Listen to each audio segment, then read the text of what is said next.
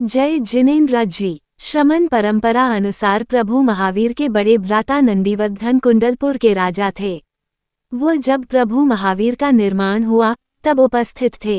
उन्हें इतना आघात पहुंचा कि उन्होंने खाना पीना तक छोड़ दिया। बहन सुदर्शन ने उनके पास गई और उन्हें समझाया, संसार की क्षण भंगुरता का ज्ञान कराया। भगवान महावीर के निर्वाण के 2 दिन उपरांत सुदर्शन के हाथों राजा नंदीवर्धन का पारना हुआ।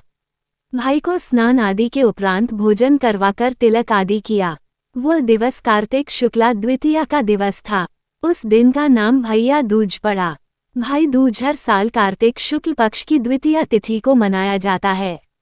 इस दिन बहनें व्रत, पूजा और कथा आदि करके भाई की लंबी आयु और समृद्धि की कामना करते हुए माथे पर तिलक लगाती हैं। इसके बदले भाई उनकी रक्षा का संकल्प लेते हुए उपहार देता है।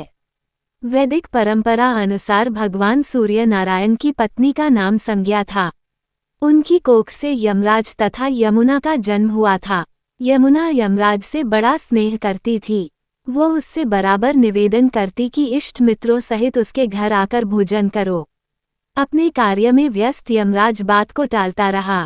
कार्तिक शुक्ला का दिन आया। यमुना ने उस दिन फिर यमराज को भोजन के लिए निमंत्रण देकर उसे अपने घर आने के लिए वचनबद्ध कर लिया।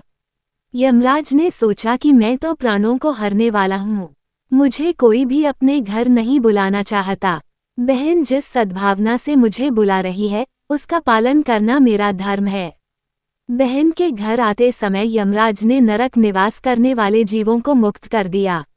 यमराज को अपने घर आया देखकर यमुना की खुशी का ठिकाना नहीं रहा। उसने स्नान कर पूजन करके व्यंजन परोसकर भोजन कराया। यमुना द्वारा किए गए आतिथ्य से यमराज ने प्रसन्न होकर बहन को वर मांगने का आदेश दिया। यमुना ने कहा कि भद्र, आप प्रति वर्ष इसी दिन मेरे घर आया करो। मेरी तरह जो बहन इस दिन अपने भाई को आदर सत्कार करके टीका करे उसे तुम्हारा भय न रहे।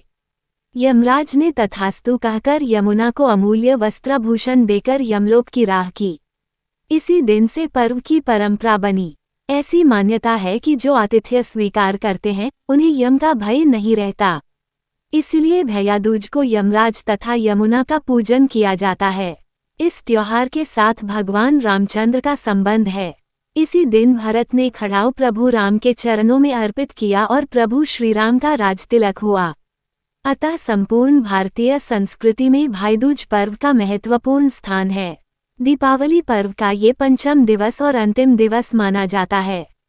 भैया दूज की आपको हार्दिक बधाई एवं बहुत बहुत शुभकामनाएं। धन्यवाद।